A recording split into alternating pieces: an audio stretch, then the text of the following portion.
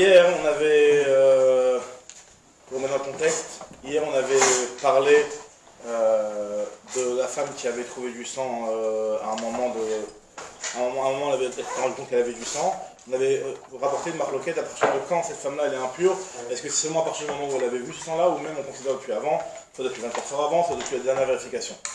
On avait essayé d'apporter des contradictions avec deux enseignements, un cas de mikvé et un cas de chavit, que je vais récapituler rapidement. Le cas de mikvé, c'était celui qui avait un mikvé qui avait le bon chiour, qui avait la bonne quantité d'eau, et après il se rend compte, au bout de quelques temps, que ce mikvé, finalement, il a été, l'eau elle s'est évaporée, ou l'eau elle s'est enlevée, et il n'est plus cachère, il n'a plus le chiour. On avait dit que tout ce qui avait été trempé dans ce mikvé-là, finalement, est considéré comme impur depuis le dernier moment où on était sûr que ce mikvé, il était cachère. On avait demandé quelle était la différence avec le cas de la femme, où d'après certains avis, on considérait qu'elle était téméa qu'à partir du moment où elle avait vu ce sang-là. On avait dit que dans le cas du mikvé, il y avait deux points négatifs, à savoir de le trouver dans cet état-là qui est un état de psoul, et deuxièmement, que ce mikvé-là, les personnes qui se sont trempées dans ce mikvé-là, avant de se tremper, elles étaient téméotes. Donc, pour sortir de ce statut de tamé, il faut avoir un mikvé qui est clairement et à 100% cachère. Ça, c'était la réponse. On disait qu'il y avait deux points négatifs. Et on avait le cas de chavit. Le cas de chavit, c'était une personne qui avait prélevé, qui voulait prélever à partir d'un vin qui était de côté. Et donc, on sait que pour pouvoir prélever un vin, tu peux utiliser un vin qui n'est pas juste à côté du vin que tu veux prélever. Mais par contre, si jamais le vin il a tourné au vinaigre, tu ne pourras pas l'utiliser pour faire de la trouma avec. Parce que c'est du chomet, c'est du yaïn, c'est pas la même espèce.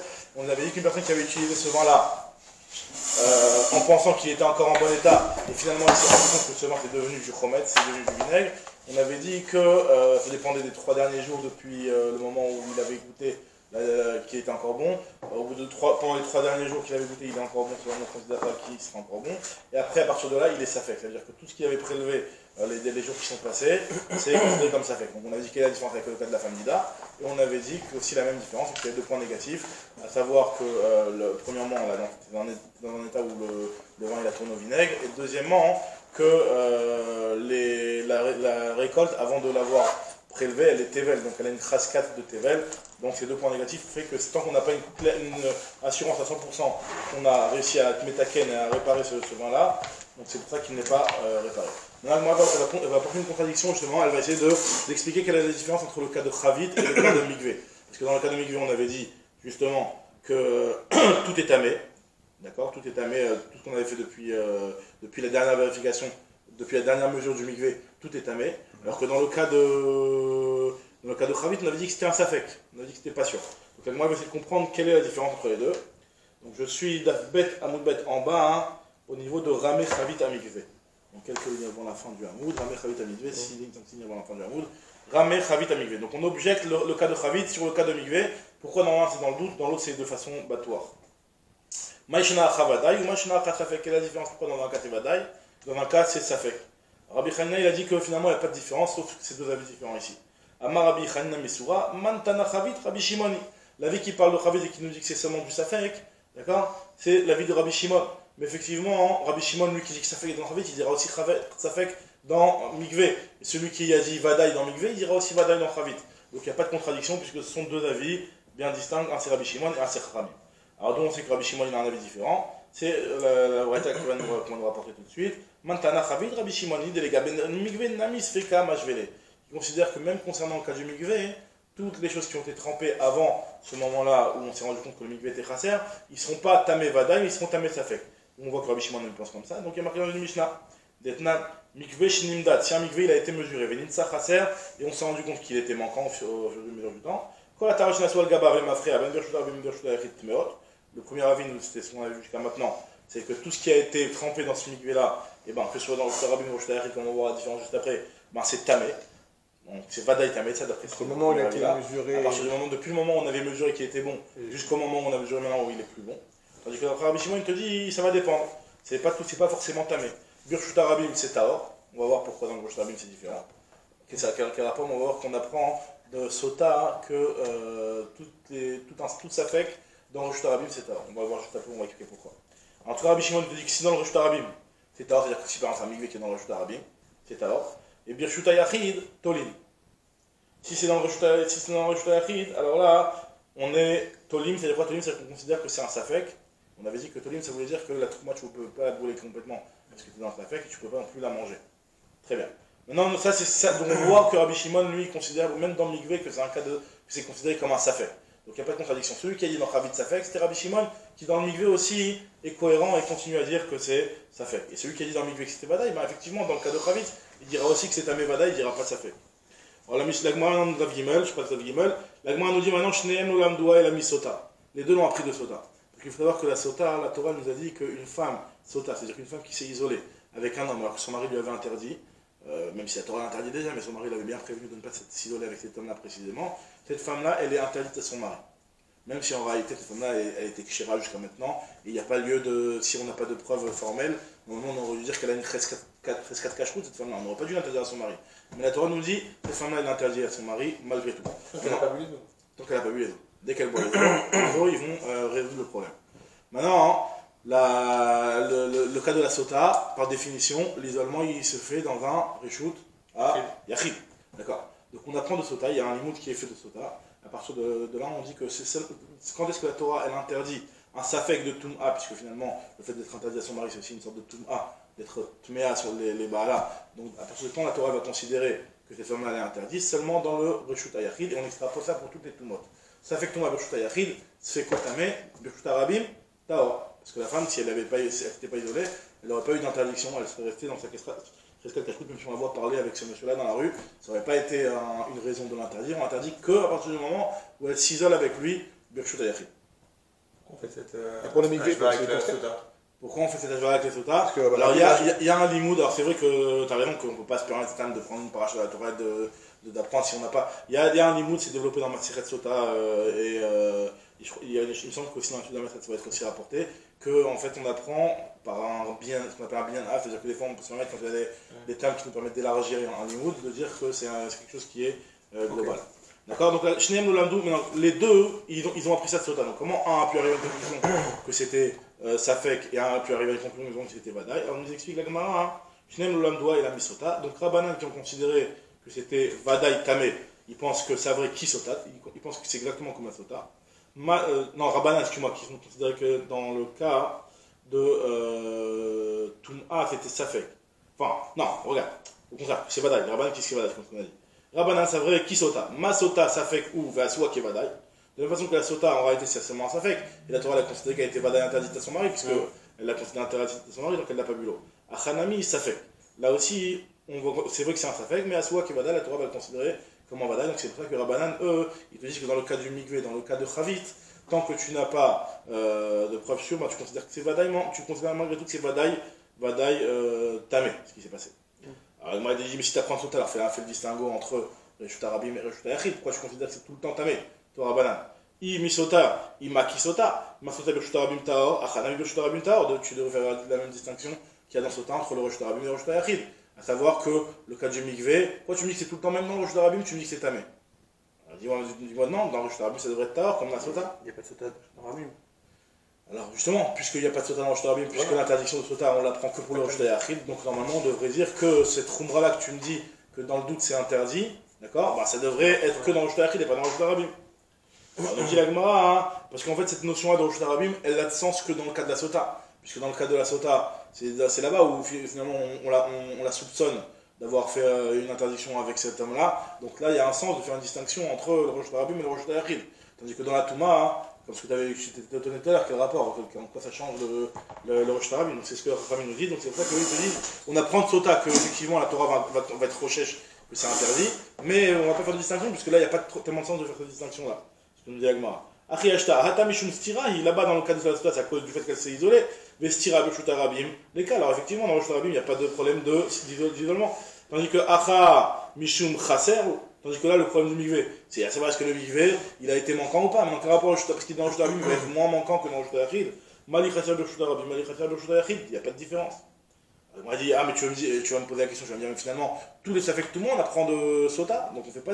C'est vrai que dans la Toum'a, il n'y a pas tellement la logique de Yichud et de Stira, etc. Mais on apprend, on élargit pour la Toum'a. Vechitema Akol Safek Toum'a Reshut Arabim Taor, Kevan de Katakte de Rivuta, Kevadai Tum'a Dame. Alors, elle te dit, c'est vrai que pour la Tum'a, c'est vrai qu'on peut se permettre d'apprendre de Sota et de dire que dans Reshut Arabim c'est Tahor, mais là, mis à part le fait qu'il n'y a pas tellement de sens de faire cette Kula de Reshut Arabim, mais aussi il y a le fait que dans le cas de Mikvé, il y a deux points négatifs, comme on avait expliqué, à savoir qu'il y a la Chazaka de la chose Tamé qui n'a pas de raison de dire qu'elle est sortie de ce statut de Tamé, et aussi le fait d'avoir trouvé le Mikvé Chaser. Donc ces deux points négatifs font que on n'applique pas la Kula qui ressort de Sota, à savoir de dire que dans Reshut Arabim c'est Tahor. Ça c'est d'après Rabbanan. Rabbanan qui disent que c'est Vadaï. Maintenant Rabbi Shimon ça va, qui Sota? Rabbi Shimon je lui dis non, c'est exactement comme Sota. Maintenant par contre, je lui dis ma Sota Reshut Arabim Tahor, voilà, la Sota dans Reshut Arabim c'est Tahor, donc moi aussi je considérerais que c'est Tahor. Achanami Reshut Arabim Tahor. Alors il dit si tu apprends Sota, alors dans Reshut Arabim ça devrait être Tamé Vadaï, pas Tamé Safek. Pourquoi toi Rabbi Shimon, tu m'as dit dans le cas de Mikvé, dans le cas de Chavit, c'est Tamé Safek. Alors, Im Sota, on a dit Im Sota et Ima Ki Sota, tu devrais dire que c'est exactement la même chose que la Sota. Ma Sota Reshut Arabim Tamea Vadaï. Achanami, Reshut Arabim Tamé Vadaï. Alors pourquoi tu me dis toi seulement que c'est seulement Safek? On lui a dit non, il y a une différence, la Sota a quand même une particularité, parce qu'il y a ce qu'on appelle Raglaim Nadavar. C'est quoi Raglaim Nadavar? La chose elle a des pieds, c'est quoi la chose elle a des pieds? Ça veut dire qu'en fait la femme, c'est pas un soupçon qui est vain. C'est pas un système tu viens et tu t'inventes des trucs. C'est pas comme une femme, tu te réveilles un jour et tu lui dis ben ouais j'ai des doutes. C'est qu'il y a eu Raglaim Nadavar, elle a parlé avec lui, après elle s'est isolée avec lui, je lui ai interdit, elle a quand même fait. C'est ce qu'on appelle Raglaim Nadavar, ça veut dire qu'il y a vraiment une base, une matière à avoir un doute. Donc là, vu qu'il y a Raglaim Nadavar, c'est pour ça qu'on est marmire pour la Sota et on interdit dans Reshut Arabim. Par contre, dans notre cas, nous, Rabbi Shimon, ce sera seulement Begeder, ça fait Sharikin est là, il a prévenu, l'Istera était caché. Acham Raglaim Nadavar, ici il n'y a pas de Raglaim Nadavar. Ok? Alors, on continue un peu. Il y a une. 35 40 40. Encore droite. Là maintenant, la Gemara, elle va proposer une autre réponse. Une autre réponse. Nous, on avait dit jusqu'à maintenant que la raison de non, tout le DAF qu'on avait fait hier, c'était sur la base d'une première explication de la vie de Shammai, à savoir que pourquoi Shammai considère que c'est seulement à partir d'aujourd'hui que c'est tamé, parce qu'il y a le principe de Chazaka. On disait qu'il y a le Chazaka, que vu qu'hier elle était théora, il n'y a pas de raison de dire qu'elle a été théora plus que ce que tu viens de voir maintenant. Maintenant, il y a une autre explication que la Gemara va proposer. Il dit Veibaetema Ainutama de Rabbi Shimon. Ah non, avant d'arriver à ça, j'ai oublié une étape. La Gemara, juste avant ça, elle revient sur la vie de Rabbi Shimon et elle explique Rabbi Shimon par rapport à une autre explication. Veibaetema Ainutama de Rabbi Shimon, Gamar Sof Tuma, Mitrilat Tuma. Matrilat Tuma, ça fait que Naga, ça fait que Naga, Reshut Arabim Tahor. Sof Tuma, ça fait que Taval, ça fait que Taval, Reshut Arabim Tahor. Donc, autre explication, c'est en fait qu'en réalité, Rabbi Shimon et Rabbanan, c'est pas de Sota qui se sont basés pour apprendre que chacun leur avis, à savoir que l'un s'est tamé dans le doute et l'autre s'est tamé de façon bataille, mais c'est en fait, il s'appuie sur est-ce qu'on extrapole la halakha qu'on a appris dans ce qu'on appelle Tridat Tuma. Parce qu'il y a deux choses. Il y a premièrement la Tridat Tuma, à savoir au moment où tu vas faire une action qui peut potentiellement te rendre impur, c'est ce qu'on appelle Tridat Tuma. Tu as touché quelque chose, on ne sait pas si cette chose que tu as touché elle est impure ou pas. C'est ce qu'on appelle Tridat Tuma. Et ça, dans la Tridat Tuma, effectivement, là-bas on te dit que Reshut Arabim c'est Tahor. Il y a un principe qui nous dit ça fait que Tuma Reshut Arabim Tahor. Quand quelqu'un qui a touché quelque chose, il a un doute si cette chose-là elle est tamée, il est Tahor. Dans Reshut Arabim. Ça, on l'apprend de Sota. Et même si c'est vrai qu'il n'y a pas de logique de dire la Tuma, c'est pas la même logique que Sota. Mais malgré tout. Parce qu'à la limite, tu contrôles pas les gens qui passent. Donc, c'est le principe. Alors, quel est le fond de la logique de ce principe-là? Peut-être ça peut être des éléments comme ça, mais en tout cas, le principe est que tout ce qui est dans le Reshut Arabim est considéré comme Tahor dans le doute. Maintenant, le problème est de savoir est-ce qu'on extrapole ce principe-là, de dire que c'est Tahor dans le doute, dans le Reshut Arabim, à ce qu'on appelle Sof Tuma. Alors là, Trilat Tuma, c'est au moment où tu viens te rendre impur, est-ce que dans le doute tu es impur ou pas? Sof Tuma, c'est est-ce que le Mikvé, qui est problématique, a réussi à t'enlever la Tuma. Donc c'est deux sécotes qui sont un petit peu, c'est vrai les deux c'est est-ce que tu es tamé ou est-ce que tu n'es pas tamé, mais un c'est ce qu'on appelle Trilab au départ, est-ce que la Tuma elle est arrivée sur toi, et le deuxième c'est est-ce que la Tuma elle va s'enlever de toi. Là, c'est ce qu'on appelle, là c'est Trilat Tuma, et là c'est ce qu'on appelle Sof Tuma. Donc maintenant, le problème il est de savoir, est-ce que le principe de Safek Tuma, Reshut Arabim Tahor, qui a été dit concernant Trilat Tuma, on peut l'appliquer aussi à Sof Tuma, ou on va dire non, Sof Tuma c'est pas la même chose, parce que finalement, tu avais une Cheskat Tuma, c'est-à-dire que tu étais tamé, tu te rends dans la maison, tu sais pas si c'est bon, bah tu restes tamé. Ou alors non, on va dire non, de la même façon pareil, tu es dans le Reshut Arabim, bah Reshut Arabim, c'est quoi Tahor. Donc d'après Rabbanan, on n'apprend pas Sof Tuma de Trilat Tuma. D'après Rabbi Shimon, on apprend. Donc on reprend dans les mots. On avait dit que la marloquette entre Rabbi Shimon et Chachamim, elle se situait, donc en premier lieu on avait dit qu'on apprenait de Sota. Dans un second temps, on a dit que la marlaga entre Rabbi Shimon et Rabbanan se situait dans le fait de savoir est-ce que lorsqu'on apprenait de Sota, à savoir que Birshut Yachid Tamé Misafek et que Birshut Rabim non, est-ce qu'on extrapole cet enseignement seulement à Trilat Touma, c'est-à-dire au moment où la personne va se rendre tamé, ou alors on l'extrapole même à Sof Touma, à savoir est-ce que la personne elle a réussi à sortir de sa Touma. Donc c'est ce que nous dit l'Agma, on va reprendre les mots. Ibaïtema Aïn Tamad Rabbi Shimon, Gamar Sof Touma, Mitriat Touma. Rabbi Shimon, lui, pourquoi il considère que ça reste un Safek? Parce que lui, il apprend Gamar Sof Touma, Mitriat Touma, il continue à apprendre même le cas de Sof Touma, il apprend à partir de Triat Touma. Matriat Touma, Safek Naga, Safek Lo Naga, Birshut Taor, de la même façon que au départ, une personne quand elle a touché une Touma, si elle se trouve dans Rosh Tarabim, enfin elle a un doute, est-ce qu'elle a touché une Touma ou pas, on considère que c'est Taor. À Sof Touma, pareil pour le moment où elle va vouloir se purifier de cette Touma là. Donc c'est ce qu'on appelle Sof Touma. Ça fait Taval, ça fait Kotaval. Si jamais il y a un doute, si la Tfila a été valable ou n'a pas été valable, donc là aussi on fera pareil le même distinguo en disant que Birshut Arabim Taor. Et Rabbanan, pourquoi eux ils disent pas ça? Pourquoi ils disent que si une personne elle se trempe dans le mikvé, elle a un doute si ce mikvé il a été validé, il a été valable ou pas, on va pas dire aussi que dans Birshut Arabim c'est Taor. On va dire que dans Birshut Arabim c'est Tamé dans le doute. Et Rabbanan, Achi Ashtek, non, c'est pas la même chose. Parce que Hatam, dans le cas du départ de la Touma, Gavra Becheskat Tahara Kae, au départ, la personne, elle est dans une Cheskat Tahara, elle est au départ Théora, et on a un doute, est-ce que le fait d'avoir touché cette chose-là qui est Safek Tamé, est-ce qu'elle va devenir Tméa ou elle ne va pas devenir Tméa? Donc là, dans le doute, on va essayer de sortir de son état préliminaire de Tahara, de cette Cheskat Tahara. Donc à partir du moment où il y avait une Cheskat Tahara, et on a un doute si elle est sortie de cette Cheskat Tahara, donc c'est pour ça qu'on va considérer que dans le doute, elle ne sortira pas de sa Cheskat Tahara. Par contre, dans le cas d'une personne qui va vouloir se purifier dans un mikvé, elle est pour l'instant Tméa, et on veut savoir, est-ce que ce mikvé-là a réussi à lui enlever cette Touma-là? Donc pareil, dans le doute, on va dire que cette Touma-là ne sera pas enlevée tant qu'on n'a pas de certitude qu'on est dans un mikvé qui est valable. La personne est dans le doute, elle est dans le Cheskat Tahara, Misfeka, lo Martina le Touma, donc on ne va pas lui donner une Touma dans le doute. Par contre ici, la personne elle est au départ Tméa. Misfeka, lo Maftina le Mitumato, et on ne va pas la faire sortir de son statut de Touma dans le doute. Maintenant, Agmal va poser une question par rapport au cas de Mavoy. Alors c'est quoi le cas de Mavoy? Il y a une Mishnah qu'on verra plus loin, Bézat Hashem, qui nous dit la chose suivante. On nous parle d'un Sheretz. Un Sheretz qui a été trouvé dans une ruelle, dans une impasse, on va dire. Et on se pose la question, est-ce que, à partir du moment où on a trouvé le Sheretz, donc qui est quelque chose qui a une Touma, et qui transmet une Touma, et qui peut rendre impures les personnes qui l'auraient touché, ou les aliments Kodesh ou Trouma qui l'auraient touché, est-ce qu'on va considérer que c'est seulement à partir du moment où je retrouve le Sheretz là que je considère que c'est tamé, ou alors je vais aussi dire que toutes les choses théorotes qui sont passées par cette impasse, elles ont forcément été en contact avec ce Sheretz là, et donc elles sont aussi taméot, donc je vais considérer que le Sheretz, il y était déjà depuis longtemps. Nous dit la Mishnah la chose suivante. Un Sheretz Shinimtsa Bemavoy, un Sheretz qui a été trouvé dans une impasse, mais Tamé les Mafria, donc lui il va rendre Tamé même les choses qui ont été au préalable, qui sont rentrées dans cette impasse, Achioma Badati et Tamavoy Hazé, Velo Yabo Sheretz, jusqu'au moment où il a une certitude que l'impasse était vérifiée et qu'elle ne contenait pas de Sheretz.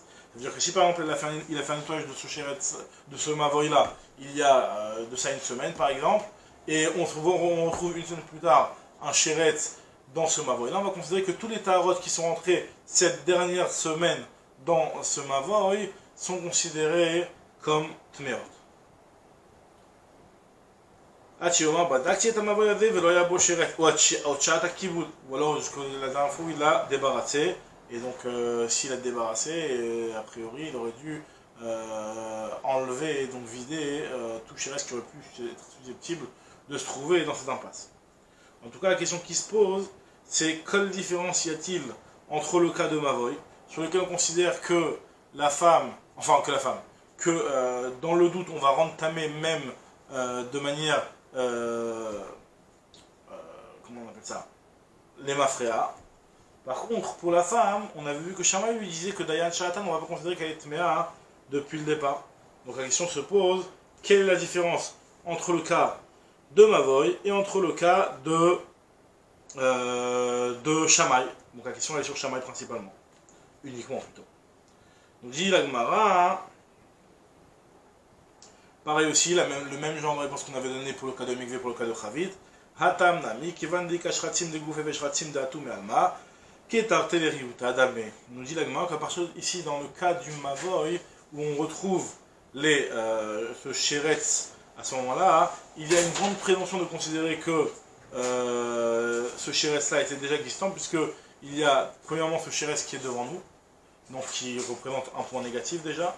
Il y a un deuxième point négatif qui pourrait en réalité venir peut-être d'ailleurs, et donc, vu qu'il peut venir de n'importe où ce Sheretz-là, donc ça rajoute des chances que cet impasse-là, ça soit déjà Tméa depuis longtemps.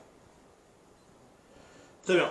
Donc maintenant, la Gemara continue en disant, en proposant une autre réponse. Donc, parce que là maintenant, jusqu'à maintenant, on avait dit que d'après Shammai, la raison pour laquelle c'est seulement à partir d'aujourd'hui que la femme elle va être considérée comme Tméa et que tout ce qu'elle avait touché comme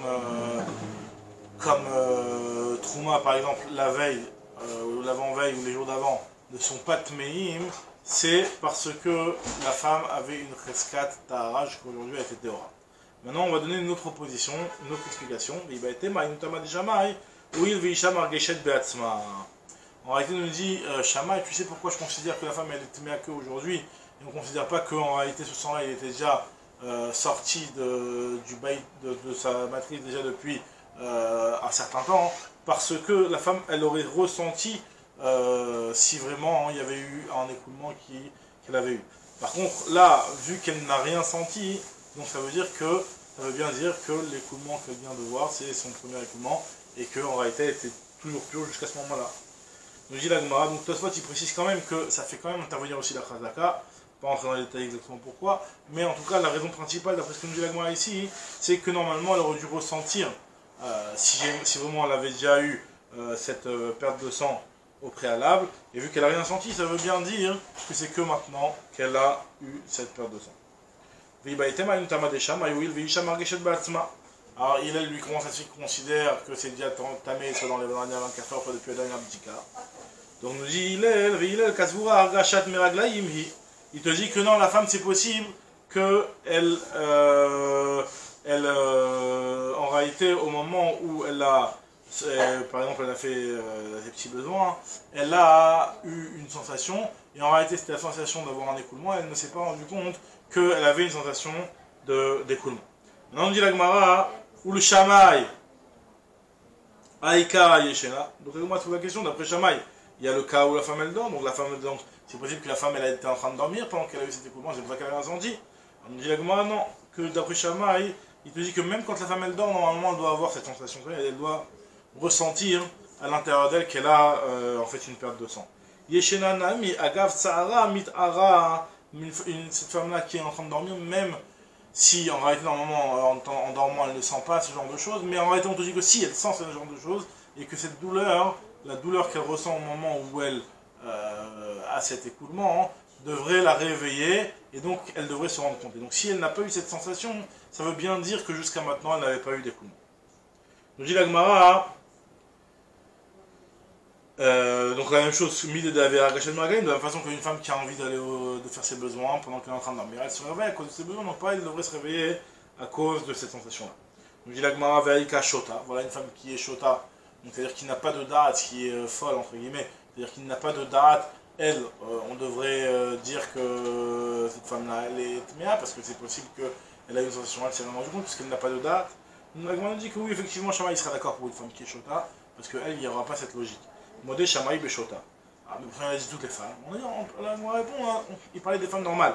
Ah, Kol Anashim Katane, Kol Anashim Pikrot. On parle des femmes qui sont Pikrot, qui ne sont pas chotot. On va dire en Velitne Nashim.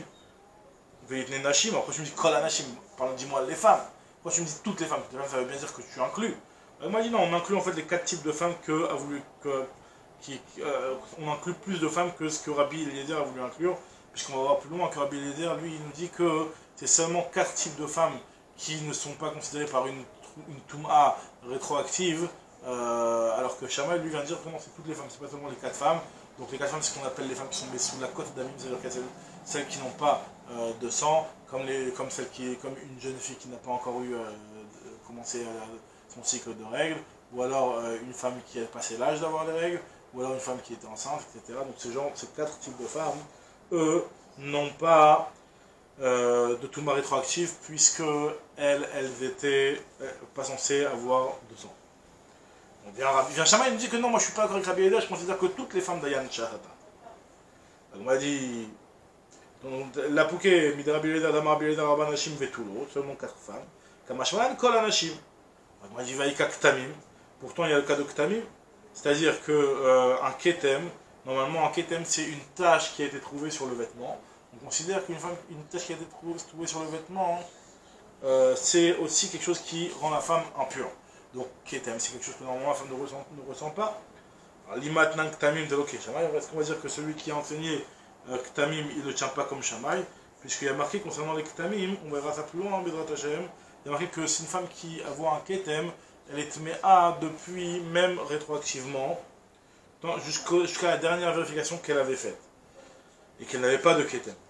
Ou alors jusqu'à que, en réalité, c'est-à-dire que si elle a commencé à mettre ce vêtement-là, ben on considère que voilà, si elle l'a mis depuis un jour, ben on considère que depuis le début de la journée, elle est Tmea. Ou alors depuis la dernière fois, si jamais elle a mis et remis à plusieurs reprises sans avoir lavé entre-temps, on va considérer que la Touma de cette femme-là, il remonte au premier moment où elle a mis ses vêtements depuis l'instant où elle l'avait lavé. Donc on voit bien que le Ktamim c'est Métamé de Mafrema. Est-ce qu'on va dire que le lien de Ktamim, la Suga de Ktamim ne va pas comme Shammai? Moi, elle dit non, pas du tout. Shammai est d'accord dans Ktamim. Parce que Ktamim, il n'y a pas de ressenti. Vraiment. Amarabai est modé Shammai Bektamim. Pourquoi? Maïtama. Parce que finalement, cette femme-là, elle n'a pas. Il n'y a pas lieu de. Parce que normalement, c'est que pour un Ketem, si on peut être tolé, c'est-à-dire que si on peut dire que cette tâche-là provient d'autre chose que de son sang, on rend à or. Si on a décidé de rendre tamé ce sang-là, ce Ketem-là, c'est parce qu'on considère qu'il n'y avait aucune possibilité d'être tolé et de faire dépendre cette tâche. Donc si on a décidé que c'était tamé, c'est qu'elle n'avait rien fait d'autre. C'est-à-dire que si pour l'onitaska elle n'a pas touché un petit oiseau, tu aurais peut-être pu avoir du sang qui aurait pu faire cette tâche-là, ou elle n'est pas passée par une boucherie dans laquelle elle aurait pu se tacher avec du sang. Donc elle n'a rien fait de tout ça, et malgré tout elle a une tâche, donc ça veut bien dire que ça provient d'elle. Haïdam, mais raté d'où tu veux qu'ils viennent. Très bien. Autre explication dit la Gemara, Ibaïté, Ma'ayimtama des Shammai. On revient sur la raison de Shammai. Ce n'est pas à cause de la Chalaka, comme ce qu'on avait dit jusqu'à maintenant dans la première explication. Ce n'est pas à cause de la Chalaka que la femme d'Aya Sha'ata. Ce n'est pas non plus à cause de la raison qu'on vient de citer à l'instant, à savoir que si elle avait eu du sang, elle aurait eu une argacha. Mais c'est pour une autre raison. Des im ita de have dam meikara haveate. Le sang d'après Shammai n'est pas retenu par ce qu'on appelait le baït architon, ce qu'on avait expliqué juste avant, à savoir que la femme, dans le moment où elle a son écoulement, c'est possible que le sang reste à l'intérieur.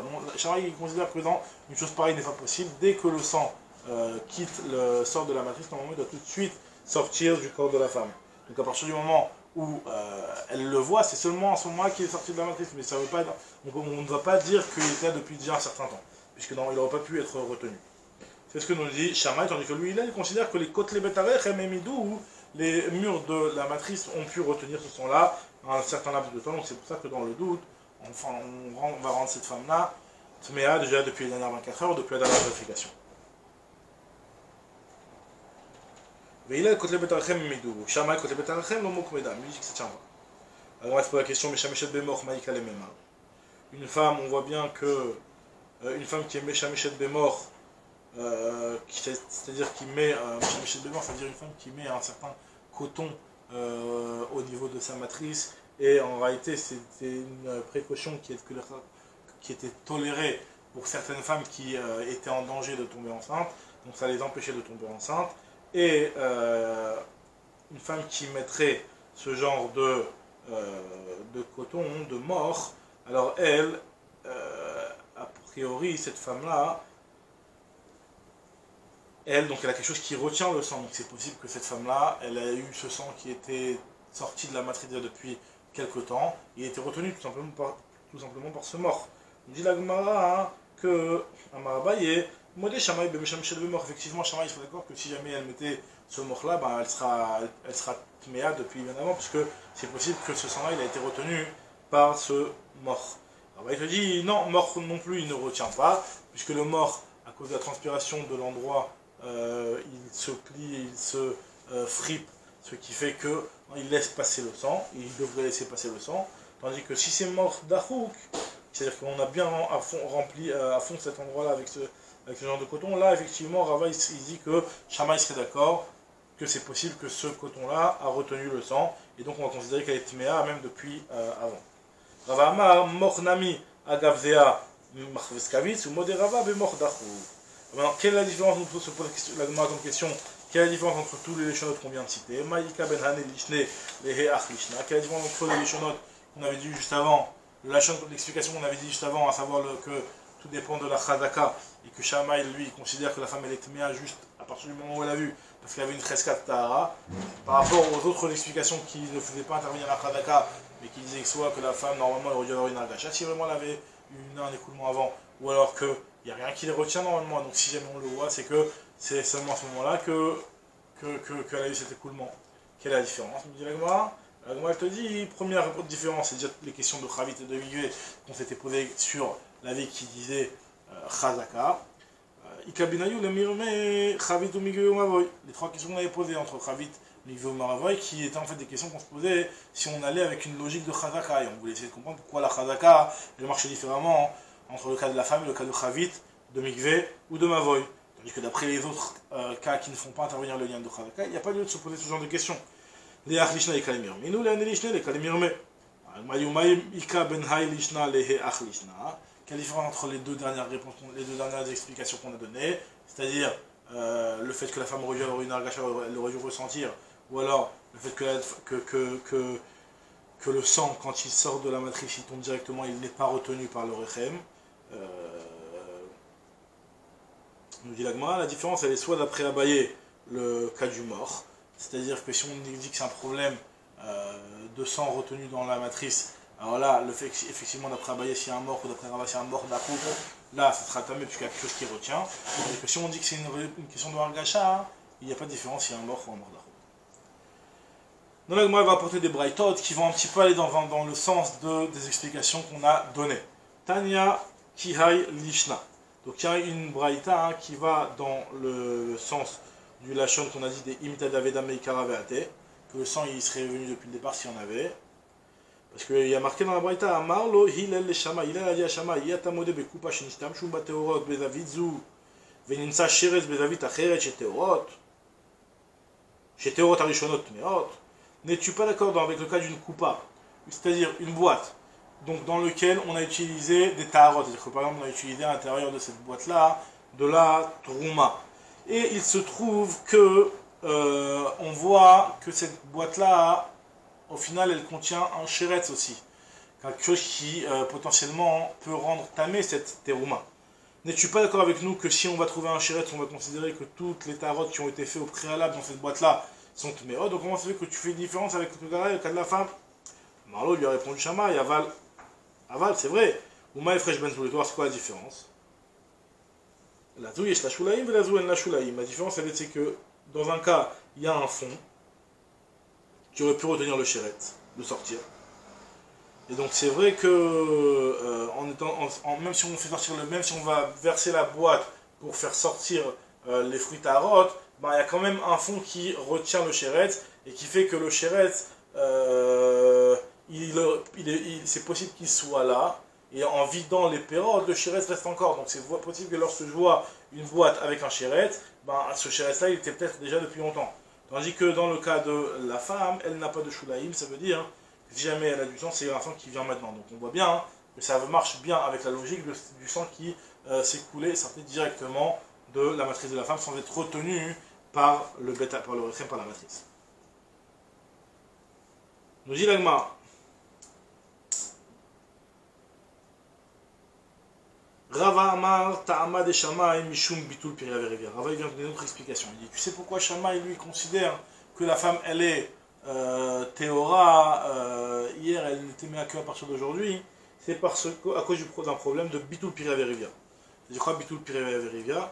Ça veut dire que si on va dire que cette femme-là, elle avait peut-être un sang qui avait commencé à s'écouler avant même de le voir, alors toutes les femmes vont commencer à avoir des craintes.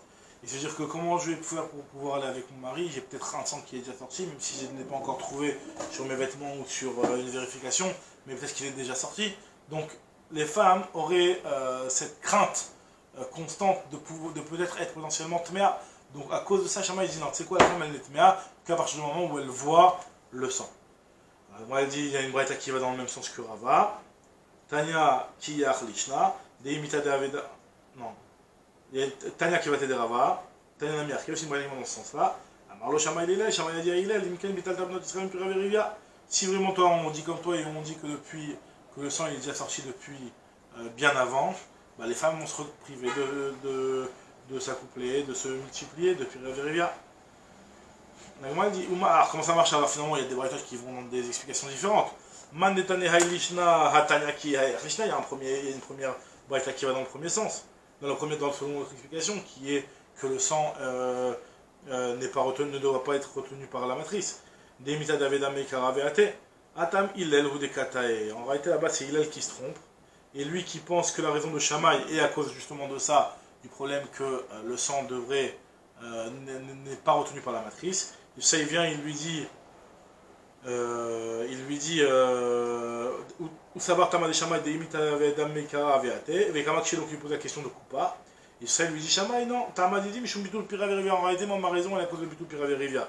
Mais même d'après ce que tu te trompes, toi, en considérant que moi, ma raison, elle est à cause du problème du sang qui aurait dû sortir directement, je peux quand même te répondre en te disant hein, qu'il y a une différence avec le cas de Kupa. Ou le mal des Kataït Nami de Kamakshi de Kupa, la rue est la Shulaïm, donc je peux te répondre comme ce qu'on avait expliqué, à savoir qu'il y a une différence que dans le cas de la Kupa, il y a un fond, tandis que dans le cas de la femme, il n'y a pas ce fond-là qui aurait pu retenir le sang.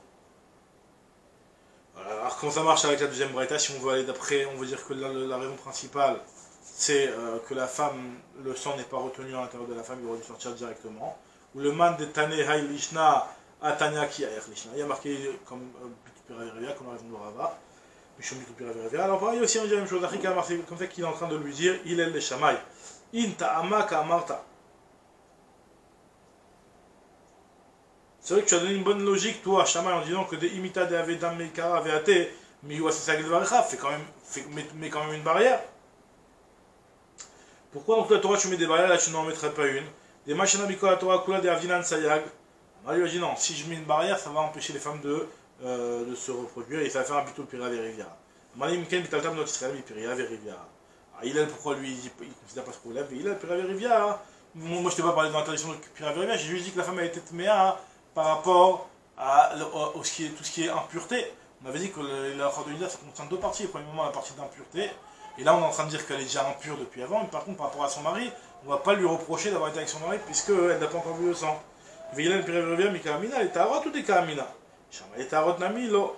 Logiquement, on ne peut même pas être tarot, des Mken, Libonofo, il y aura quand même son cœur qui va lui dire que non, il y a une crainte et elle va aussi se priver d'aller avec son mari.